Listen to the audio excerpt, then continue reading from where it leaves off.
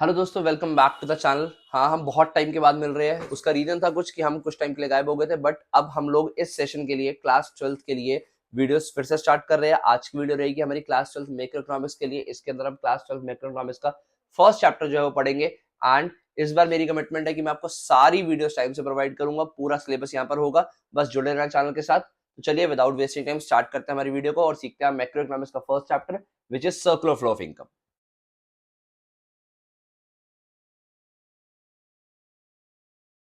हाँ बच्चों, अगर हम बात करें हमारे 12th क्लास इकोनॉमिक्स के सिलेबस की, तो 12th क्लास का इकोनॉमिक्स का जो सिलेबस है वो हमारा दो बुक्स के अंदर बटा हुआ है। एक है हमारे पास मैक्रो इकोनॉमिक्स और एक है हमारे पास इंडियन इकोनॉमिक्स डेवलपमेंट। ये दो बुक्स टोटल हमने पढ़ ली है। बुक्स पेपर के अंदर आपको दोनों 40-40 नंबर के आसपास देंगी। टोटल मिला के 80 मार्क्स बनेंगे और 20 का आपका practical. That's how you will get your 100 marks. तो ये तो हमारा बुक का स्ट्रक्चर हो गया। आज हम करेंगे हमारी मैक्रो इकोनॉमिक्स बुक की यूनिट 1 का फर्स्ट चैप्टर। अगर हम बात करें, इसमें टोटल आपको 5 यूनिट पढ़नी है। उसमें से यूनिट 1 का फर्स्ट चैप्टर, यूनिट 1 बेसिकली आपकी नेशनल इनकम के बारे में बात करती है। नेशनल इनकम के फर्स्ट चैप्टर की बात करें, जो कि है हमारा सर्कुलर फ्लो ऑफ इनकम। देखो यहाँ पर ना आप इकोनॉमिक्स को ना बहुत वाइडर सेंस में पढ़ रहे हो। 11th क्लास की इकोनॉमिक्स भी प्रैक्टिकल थी, बट सर 11th की इकोनॉमिक्स और 12th की इकोनॉमिक्स में मेन डिफरेंस क्या आता है? देखो 11th की इकोनॉमिक्स प्रैक्टिकल थी, बट ना बहुत नैरो इकोनॉमिक्स थी। वो वाली इकोनॉमिक्स ना आप लोगों को प्रैक्टिकल लाइफ में इतनी ज्यादा एक्सप्लोर करने को नहीं मिलती थी, बट यहाँ ये वाली इकोनॉमिक्स आपको प्रैक्टिकल लाइफ में एक्सप्लोर करने को मिलेगी। इस इकोनॉमिक्स के बेस पे आप जान पाओगे कि दुनियादारी में क्या चल रहा है, देश में क्या चल रहा है। अपने घर पर अपने रिश्तेदारों से, दोस्तों से डिस्कस कर पाओगे। तो उसके बेस पे ही हमारा फर्स्ट चैप्टर बना हुआ है, सर्कुलर फ्लो ऑफ इनकम। ये चैप्टर हमें क्या कहता है sir? Circular flow of income, देखो नाम से पता लग रहा है फ्लो, यहाँ पर एक फ्लो वर्ड आ रहा है, और circular, circular flow of income. Circular flow का मतलब तो ये हो गया कि बात कर रहा है एक सर्कल की, और एक सर्कल में इस तरीके से फ्लो होता है, यानी जो चीज एक जगह से स्टार्ट होती है वो उसी जगह पे जाके खत्म हो जाती है। सर्कुलर फ्लो का तो ये मतलब हुआ, यानी हम कुछ ऐसा सर्कुलर फ्लो पढ़ने वाले हैं। सर किस चीज का फ्लो सर्कुलर पढ़ने वाले हैं? इनकम। हम इनकम का सर्कुलर फ्लो पढ़ने वाले हैं। सर थोड़ा सा अच्छे से समझाओ बेटा। इसको समझ लेना, पहले आपको करने पड़ेंगे सेक्टर्स ऑफ इकोनॉमी, कि हमारी इकोनॉमी में कौन कौन से सेक्टर्स है जो काम कर रहे हैं। ओके, सेक्टर्स ऑफ इकोनॉमी की अगर बात करें, हमारी इकोनॉमी में हमारे पास टोटल 4 सेक्टर्स जो काम कर रहे हैं, जिसमें से पहला सेक्टर है हमारे पास हाउस होल्ड। हाउस होल्ड कौन हुआ? First sector of the economy. आप हम सब मिलके हाउस होल्ड हो गए। हाउस होल्ड के बाद सेकंड सेक्टर आता है हमारे पास फर्म्स। सर फर्म्स का क्या मतलब है? देखो हम हाउस होल्ड में से ही कुछ लोग उठते हैं, मार्केट में जाते हैं और बोलते हैं कि हमें various types of goods and services produce करने हैं। तो जो हमारा प्रोड्यूसिंग सेक्टर है फर्म्स, उसको बोला जाता है हाउस होल्ड के बाद फर्म्स। यानी मैं कह सकता हूँ सर हमारे जो फर्म्स है वो और कहीं से नहीं, हाउस होल्ड से ही इमर्ज होती हैं। बिल्कुल सही। एक आता है हमारे पास गवर्नमेंट सेक्टर और फिर आता है हमारे पास फॉरेन सेक्टर। हमारे जो कोर्स के अंदर है ना बेटा, हमारे कोर्स के अंदर सिर्फ और सिर्फ 2 सेक्टर इकोनॉमी है, यानी हम लोगों ने 2 सेक्टर मॉडल पढ़ना है। तो हम पढ़ने वाले हैं सिर्फ और सिर्फ हाउस होल्ड और फर्म की बातें। अच्छा सर, हमें सेक्टर्स ऑफ इकोनॉमी तो समझ आ गया कि देश में जो काम हो रहा है इन 4 सेक्टर्स के थ्रू हो रहा है, पर हमने जो पढ़ने हैं 2 सेक्टर पढ़ने हैं। एक है हाउस होल्ड और एक फर्म। हाउस होल्ड कौन है? इसको हम लोग प्राइवेट सेक्टर भी बोलते हैं। ये आप और हमारी बात की जा रही है यहाँ पे। फॉर्म्स हम ही लोगों में से कुछ लोग निकले होते हैं जो प्रोड्यूस करते हैं, उनको फॉर्म यानी प्रोड्यूसिंग सेक्टर बोला जाता है। अब अगर मैं बात करूं आपको, देश में जितना भी प्रोडक्शन होता है वो कैसे होता है, उनको बोला जाता है फैक्टर्स ऑफ प्रोडक्शन। यानी देश में जितना भी प्रोडक्शन होता है वो फैक्टर्स ऑफ प्रोडक्शन के थ्रू होता है। ओके देखो, हम इनकम की बात कर रहे हैं। सर इनकम जनरेट कैसे होती है? सर प्रोडक्शन के थ्रू। तो प्रोडक्शन करने के लिए हमें क्या चाहिए? जो चाहिए उनको बोला जाता है फैक्टर्स ऑफ प्रोडक्शन।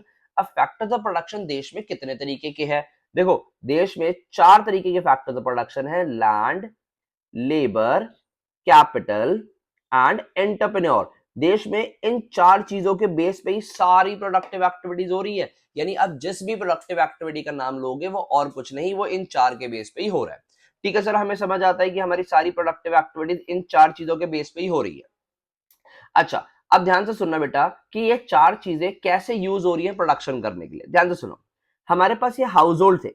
ये हाउस होल्ड देश में रहते हैं, आप और हम देश में रहते हैं। हम में से कुछ लोगों के पास प्रॉपर्टीज हैं, कुछ के पास, देखो लेबर सर्विसेज तो हम सभी लोग हैं, हम सब लेबर दे सकते हैं। कईयों के पास पैसा है, पैसे को कैपिटल बोला जाता है। कईयों के पास स्किल्स है, उसको एंटरप्रेन्योरशिप स्किल बोला जाता है। और कई लोगों के पास तो चारों की चारों ही चीजें होती हैं। यानी इन शॉर्ट मैं कह सकता हूं कि मेरे जो हाउस होल्ड है वो ओनर होते हैं वो ओनर होते हैं इन फैक्टर्स ऑफ प्रोडक्शन के, यानी my household are the owner of these factors of production. अब ध्यान से सुनना, ये मेरे पास हाउस होल्ड था, मैंने कहा कि ये owner of factors of production के। ये फर्म्स है, फर्म कौन है? जो प्रोड्यूस करती है, देश में प्रोडक्टिव एक्टिविटीज करती हैं। हाउस होल्ड क्या करते हैं? अपनी प्रोडक्टिव सर्विसेज, यानी जो हमारे पास फैक्टर सर्विसेज यानी फैक्टर्स ऑफ प्रोडक्शन है in the form of land, labour, capital, entrepreneur, provide करती है फर्म्स को। सर फर्म्स क्या करती है? फर्म्स बदले में प्रोड्यूस करती हैं गुड्स एंड सर्विसेज को। एक बात बताओ, आपके पास पीस ऑफ लैंड है, आप किसी को किराए पे दोगे तो क्या फ्री में दोगे? नहीं सर, बदले में हम उससे रेंट लेंगे। अगर आप अपनी लेबर सर्विसेज किसी को दोगे तो क्या फ्री में दोगे? नहीं सर, बदले में हम उससे सैलरी या वेजेस लोगे। सिमिलरली अपना पैसा किसी को उधार दोगे तो बदले में इंटरेस्ट लोगे। अगर किसी को अपनी एंटरप्रेन्योरशिप स्किल दोगे तो बदले में आप प्रॉफिट लोगे। यानी फर्म्स भी इन फैक्टर सर्विसेज का जब यूज करेगी, गुड्स एंड सर्विसेज बनाएगी, तो बदले में एक वैल्यू पे करेगी किसको?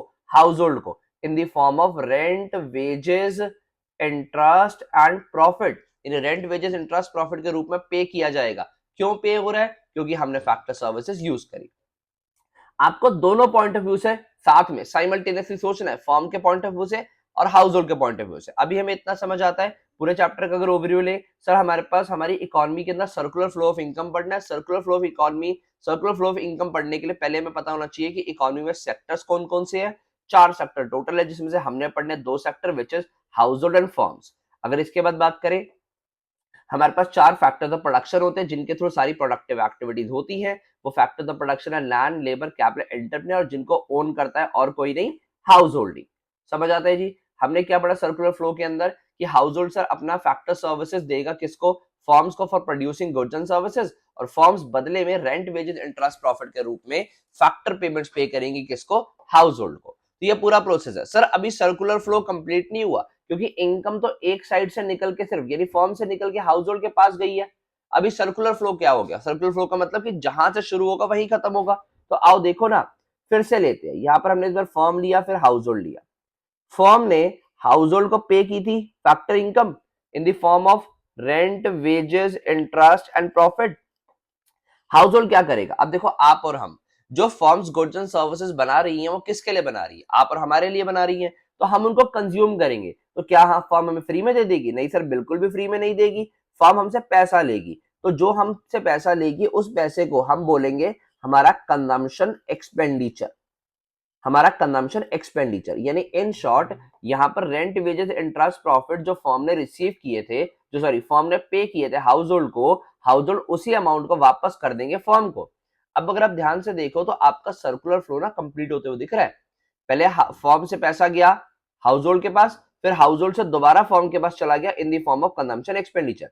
तो इस तरीके से हमारा सर्कुलर फ्लो हमें कंप्लीट होते हुए दिख रहा है। सर ये पूरा का पूरा एक ही डायग्राम पे बता दो ना। ये देखो, एक है हमारे पास हाउस होल्ड, एक है हमारे पास फॉर्म। एक एक स्टेप याद रखना। पहले हाउस होल्ड ने फॉर्म्स को प्रोवाइड किया था क्या सर? सर यहाँ पर प्रोवाइड किया था लैंड, लेबर, कैपिटल, एंटरप्रेन्योर। सबसे पहला स्टेप ये था। बदले में फॉर्म्स ने हाउस होल्ड को क्या दिया था? सर बदले में फॉर्म्स ने हाउस होल्ड को, ठीक है ध्यान से सुनना, फॉर्म ने हाउस होल्ड को फैक्टर पेमेंट्स दी थी, या फिर हाउस होल्ड की फैक्टर इनकम हुई थी। मैं कह सकता हूं फैक्टर पेमेंट्स या फैक्टर इनकम एक ही चीज है। Factor payment from the point of view of firms and factor income from the point of view of household. Okay जी, ठीक है, ये काम हुआ। फर्म ने बदले में क्या किया? ये जो फैक्टर सर्विसेज यूज करी, इसके बदले क्या किया? सर इसके बदले बनाया गुड्स एंड सर्विसेज। यानी फर्म ने गुड्स एंड सर्विसेज जो बनाया, किसके लिए बनाया था? सर वो भी तो फर्म से जो बनाया था हाउस होल्ड के लिए बनाया था। ठीक है जी। अच्छा देखो, अब यहां से जो पेमेंट हुई होगी, यानी यहां से फर्म ने जो पेमेंट की होगी, गुड्स एंड सर्विसेज बनाया, पेमेंट भी की होगी। ऐसे समझ सकते हो। देखो, सबसे पहला स्टेप, हाउस होल्ड ने फर्म को लैंड, लेबर, कैपिटल, एंटरप्रेन्योर दिया। बदले में फर्म्स ने पे किया रेंट, वेजेस, इंटरेस्ट, प्रॉफिट। और हाउस होल्ड ने, फिर देखो फर्म ने गुड्स एंड सर्विसेज प्रोवाइड किया, हाउस होल्ड ने अल्टीमेटली फाइनली वो पैसा वापस कर दिया होगा। वो पैसा वापस कर दिया होगा किसको?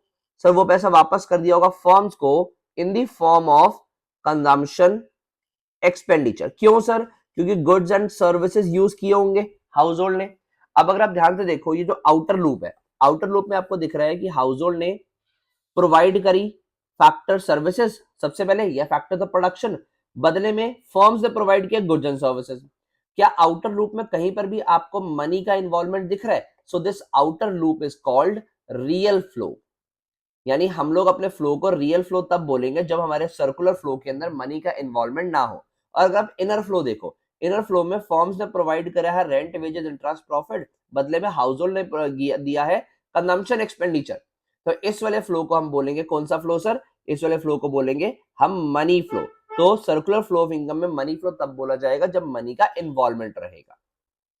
तो ले दे के हम लोगों ने सर्कुलर फ्लो में समझा। सर्कुलर फ्लो का मतलब है बेसिकली कि सर्कुलर फ्लो के अंदर क्या होता है कि household will provide the factor services to the firms, in return firm will produce goods and services and pay factor incomes या factor payments to the household, and household will spend their factor income on the goods and services produced by the firms। ये सारी की सारी definition आपको नीचे description में notes के अंदर मिल जाएंगी। देखो ले दे के वैसे तो फर्स्ट चैप्टर में इतना ही काम है हमारा, अगर आप इतना समझ जाते हो, डिटेल में रीड करते हो तो सारा काम समझ आता है। ये डायग्राम बहुत जरूरी है, सर्कुलर फ्लो बहुत ज्यादा इंपॉर्टेंट चैप्टर है आपके आगे फर्दर चैप्टर्स को समझने के लिए। अगर हम और कॉन्सेप्ट की बात करें तो इस चैप्टर में कॉन्सेप्ट कौन कौन सी है? एक कॉन्सेप्ट आता है सर हमारे पास स्टॉक एंड फ्लो का, या वेरिएबल्स की बात हो रही है सर। वेरिएबल कह रहा है एक वेरिएबल हो सकता है स्टॉक, एक हो सकता है फ्लो। स्टॉक वेरिएबल वो होगा जो at particular point of time पे मेजर किए जाएंगे, और फ्लो कॉन्सेप्ट वो होंगे जो during the period of time measure किए जाएंगे। ओके जी, तो हमारे पास दो तरीके के वेरिएबल हो गए। सर एग्जांपल दे दो। देखो अगर आप देखते हो कि हाउसेस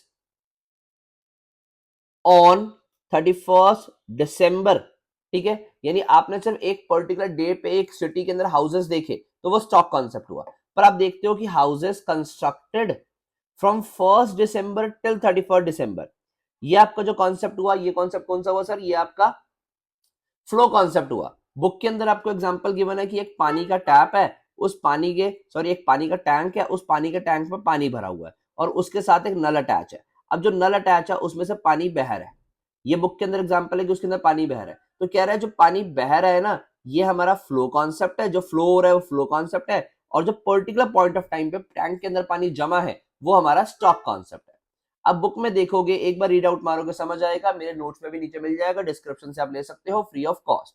तो समझ आता है ये आपको यहाँ पर फ्लो और स्टॉक का कॉन्सेप्ट। एक लास्ट कॉन्सेप्ट इस चैप्टर का है कि जो हमने सर्कुलर फ्लो पढ़ा है ना, उसको 3 फेजेस में बांटा जाता है। सबसे पहले बोला जा रहा है एक होता है हमारे पास जनरेशन फेज। जब हम चैप्टर नंबर 4 करेंगे तो ये टॉपिक फिर से भी पढ़ेंगे। एक होता है जनरेशन फेज, फिर एक होता है हमारे पास डिस्ट्रीब्यूशन फेज, और एक होता है हमारे पास डिस्ट्रीब्यूशन फेज के साथ साथ सर कौन सा? Disposition phase. एक आ गया हमारे पास डिस्पोजिशन फेज। तो हमारे पास ले दे के ये 3 फेजेस है। आई होप सो आपको समझ आते हैं। पहला जनरेशन फेज है। जनरेशन फेज के अंदर क्या हो रहा है? जब गुड्स एंड सर्विसेज बनाए गए, ओके, ये जनरेशन फेज है। डिस्ट्रीब्यूशन फेज में गुड्स एंड सर्विसेज जो आपने जनरेशन फेज में बनाए थे तो एक वैल्यू जनरेट हुई थी, वो वैल्यू जो जनरेट हुई थी वही वाली वैल्यू तो डिस्ट्रीब्यूट की गई होगी among the factors of production. बहुत टेक्निकल है समझना इसको, कि जनरेशन फेज में जब फर्म्स ने गुड्स एंड सर्विसेज बनाए होंगे तो जो वैल्यू जनरेट हुई होगी वो डिस्ट्रीब्यूशन फेज में पे की गई होगी। ठीक है, किसको? फैक्टर्स ऑफ प्रोडक्शन को, दैट इज हाउस होल्ड्स को। हाउस होल्ड ने वो वाला पैसा फिर से खर्च के, यानी डिस्पोजिस करके, डिस्पोजिशन का मतलब एक्सपेंडिचर फेज, इसको एक्सपेंडिचर फेज भी बोलते हैं थर्ड फेज को। यहां पर खर्चा करके वापस से वो पैसा कहां पहुंचा दिया गया होगा? फर्म्स के पास। तो ये हमारे सर्कुलर फ्लो को इन 3 फेजेस में भी डिफाइन किया जाता है। इसका ज्यादा यूज हम लोग अपने 4 चैप्टर में मेजरमेंट ऑफ नेशनल इनकम में मेथड्स ऑफ नेशनल इनकम निकालने के लिए करेंगे। मैं यहीं से स्टार्ट करूंगा, जुड़े रहना। तो आई होप सो आपको यहां तक का काम समझ आता है। नोट्स आपको सारे आपकी वीडियो में मिल जाएंगे, नीचे डिस्क्रिप्शन में मिल जाएंगे, वहां से लेके समझ सकते हो। ये वाली पीडीएफ जो हमने यहाँ पर काम किया है इसको भी मैं अटैच कर दूंगा उसके साथ। आई होप सो आपको आज तक का सारा काम समझ आता है। आज हमने चैप्टर नंबर 1 कंप्लीट किया है। बहुत जल्दी जल्दी वीडियोस आएंगे, सारे चैप्टर को खत्म करेंगे। कोई भी डाउट रहेगा नीचे कॉमेंट सेक्शन तुम्हारा ही है, अच्छे से उसका यूज करो, पूछो। अगर तुम्हें कोई स्पेसिफिक वीडियो चाहिए होगी उसके लिए भी पूछ सकते हो। टिल देन प्यार देते रहो, चैनल को सब्सक्राइब कर लो, वीडियो को लाइक कर दो। मैं तुम्हें मिलता हूँ बहुत जल्दी नेक्स्ट वीडियो में। Thank you.